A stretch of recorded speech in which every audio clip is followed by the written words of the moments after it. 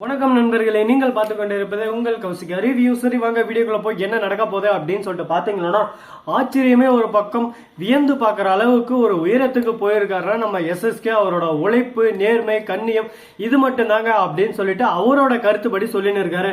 ஆனா அவரோட கேப் மாதிரித்தனம், முள்ள மாதிரித்தனம், முடிச்சு வைக்கத்தனம் இது எல்லாமே சேர்த்து வச்சுதான் இந்த அளவுக்கு ஒரு பக்கம் கொடிகட்டி பறந்துன்னு இருக்காரு. அவர் மிக சிறந்த ஒரு தொழிலதிபர் அப்படின்னு சொல்லிட்டு அவருக்கு ஒரு பட்டம் கொடுத்துட்டு இருக்காரு. ஆனா மத்தபடி மத்த சுத்து வட்டாரத்துல இருக்கிற தொழில் அதிபர்களை பொறுத்த வரைக்கும் எப்படி ஆட்டையை போடுறது, எப்படி கோட்டையை கட்டுறது அப்படின்னு சொல்லிட்டு எஸ்எஸ்கே பார்த்து கட்டுக்கோங்க. கரெக்டா எந்த இடத்துல காக்கா பிடிக்க வேண்டிய இடத்துல காக்கா பிடிக்கணும், காக்காவை அடிக்க வேண்டிய இடத்துல காக்காவை அடிக்கணும் அப்படின்ற மாதிரி நிறைய விஷயங்களெல்லாம் நம்ம எஸ்எஸ்கே கத்து வச்சுன்னு இருக்காரு. இந்த அளவுக்கு ஒரு பக்கம் திறமையை வளர்த்துன்னு இருக்கிறதுனால தான் அவர் முன்னிலையில இருக்காரு. அது மட்டும் இல்லாம இவரவே அடிச்சு ஓரம் தள்ளுற மாதிரி நேர்மையா இருந்து அடிச்சு ஓரம் தள்ளுற நம்ம கௌதமவே அடிச்சு இப்ப அனாத நாய் மாதிரி கோவில்ல உட்கார வச்சிருக்காரு.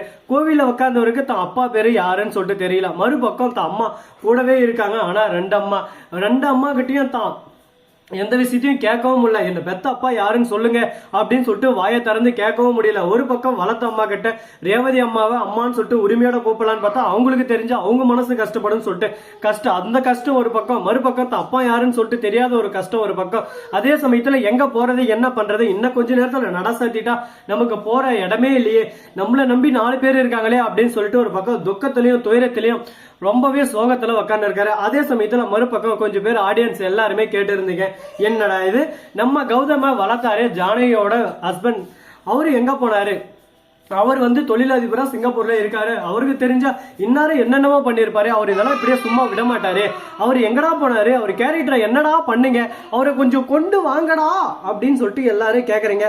நீங்க ஆசைப்படுற படி அவர் இப்ப வரதாங்க போறாரு. அது மட்டும் இல்லாம மாசா கிளாஸா என்ட்ரி கொடுக்க போறாரு. அவர் வந்த அந்த இடத்துல அப்படியே சும்மா பூகம்பம் ஒரு பக்கம் களை கட்டும். அதே சமயத்துல அவர் பேர்ல எல்லா சொத்தும் இருக்கு ஆல்ரெடி. நீ என்னதான் சொத்தை மாத்திக்கினாலும் என்னோட உரிமை இல்லாம இந்த சொத்து யாருக்கும் போகாது அப்படின்னு சொல்லிட்டு திரும்ப கேஸ் போட்டு அந்த சொத்தை திரும்ப பெற ஆப்ஷன் இருக்கு. அந்த ஆப்ஷன் படிதான் போட்டு வச்சிருக்காங்க. ஏன்னா நம்ம கௌதம் அவர் சின்ன வயசுலயே யோசிச்சுட்டாங்க. கௌதம் வளர்ப்பு புள்ள, இதனால ஃபியூச்சர்ல எதனா பிரச்சனை கார்த்தி விலகி போறதுக்கு வாய்ப்பு இருக்கு. இப்படி விலகியே போனாலும் பிசினஸ் ரீதியா நம்மளுக்கு நிறைய எதிரிகள் இருக்காங்க. இந்த எதிரிகளால நம்மளோட மொத்த சாம்ராஜ்யமும் அழிஞ்சு போறதுக்கு வாய்ப்பு இருக்கு. இந்த மாதிரி சூழ்ச்சியா திரும்பறதுக்கு வாய்ப்பு இருக்கு. அதனால எது ஒண்ணுத்தையும் நம்ம கைப்படியா நாம எழுதி வச்சாதான் கரெக்டா இருக்கும் அப்படின்னு சொல்லிட்டு அப்பவே ஒரு முடிவு எடுத்து அப்பவே ஒரு பத்திரத்தை ரெடி பண்ணி வச்சிருக்காரு. இந்த விஷயம் யாருக்கும் தெரிய காணும், முக்கியமா நம்ம எஸ்எஸ்கேவுக்கு தெரிய காணும். எஸ்எஸ்கே பொறுத்த வரைக்கும் இன்னைக்கு வரைக்கும் அந்த சொத்தெல்லாம் நம்ம கைக்கு வரப்போகுது அப்படின்னு சொல்லிட்டு ஆணவத்துல இருக்காரு. அந்த சொத்து கைக்கு வந்ததும் கார்த்தி அஞ்சலி சும்மா ஓட்டுன்னு அடிச்சு ஓட போறாங்க. அவங்க 2 பேரும் தான் எங்க போறது, என்ன பண்றது, நாதி இல்லாம ஒரு பக்கம் முழிக்க போறாங்க. இதுக்கு தாங்க சொல்றது, அடுத்தவங்க சொத்துக்கு ஆசைப்பட்டு அடுத்தவங்களை அடிச்சு மேலுக்கு வந்தா அடுத்த செகண்டே ஒரேடியே கீழே போயிருவாங்க. இந்த மாதிரி ஒரு சூழல் கண்டிப்பா வரும், யாருக்குமே வராம இருக்காது. இந்த மாதிரி ஒரு சமயத்துல என்ன செய்ய போறாங்க, ஏது செய்ய போறாங்க, எப்படி கொண்டு போக போறாங்க அப்படின்னு சொல்லிட்டு தெரியாம பதட்டமும் பயமும் ஒரு பக்கம் அதிகரிச்சுனே இருக்குங்க. இந்த பதட்டமும் பயமும் அதிகரிச்சாலும் அதே சமயத்துல மறுபக்கம் என்ன நடக்குதுன்னு சொல்லிட்டு பாத்தீங்கன்னா, நம்ம தாட்சாயணி இருக்காங்களா, அவங்க இருந்து பைரவிக்கு போன் பண்றாங்க. என்ன பைரவி, அஞ்சலி ரொம்ப பேசுற போல, அது மட்டும் இல்லாம உன்னை அடிச்சு இந்த வீட்டை விட்டு துரத்தணும், இந்த பைரவி ஆண்டி எப்ப பார்த்தாலும் இந்த சொத்துன்னு சொத்துக்கே வராங்க, எப்படியாவது இந்த வீட்டோட மகாராணி ஆகணும்னு பாக்குறாங்க, அவளை அந்த வீட்டுல விட்டேக்கிறது தப்பு. கார்த்தி மனசை கறந்து ஒரு பக்கம் தான் புள்ளன்னு பாசத்தை கொடுத்து ஒரேடியா நம்மள ஓட விட்டுருவா. அதனால பிளான் பண்ணி கரெக்டான சமயத்துல அடிச்சு ஓட விட்டுறணும்னு சொல்லிட்டு நம்ம சிந்தாமணியும் மறுபக்கம் அஞ்சலியும் ஒரு ஸ்கெட்ச் போட்டு இருக்காங்க. இதை நம்ம அழகா தாட்சாயணி என்ன பண்றா, அவங்க குடும்பத்துக்குள்ள இப்ப பத்தி வைக்கிறாங்க. இவங்களுக்குள்ள விரிச்சல் விழுந்தாதான் அந்த இடத்துல நாம என்ட்ரி கொடுத்து அப்படியே அலேக்கா தூக்கின்னு போயிடலாம். ஏன்னா நம்ம பைரவி யோசிக்க கூடாது, பைரவியை அடிச்சு ஓட விட்டுனே இருக்கணும், ஒவ்வொரு அடியும் இடி மாதிரி இருக்கணும் அப்படின்னு சொல்லிட்டு சிந்திச்சுட்டு இருக்காங்க. இவங்களோட சிந்தனைகள் எல்லாமே ஒரு பக்கம் ஆர்வத்தை தூண்டுற மாதிரியும் இருக்கு, ஒரு பக்கம் குழப்பத்தை உருவாக்குற மாதிரியும் இருக்கு.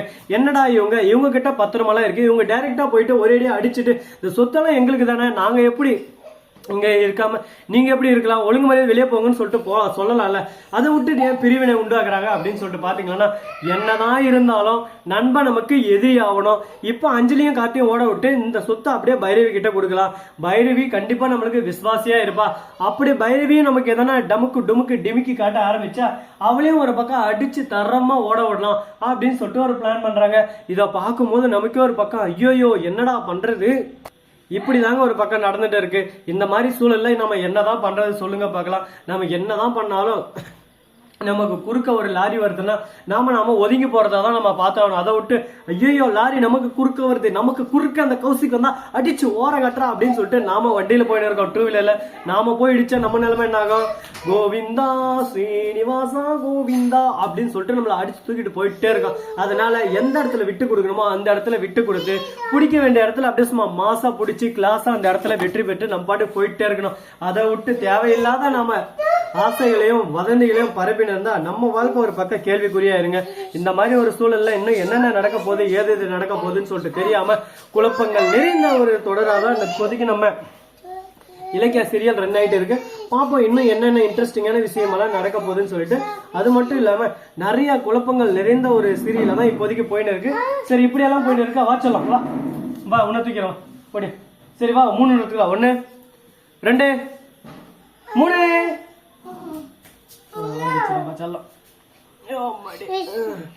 இப்படிதாங்க ஒரு பக்கம் நிறைய குழப்பங்கள் எல்லாம் போயின்னு இருக்கு.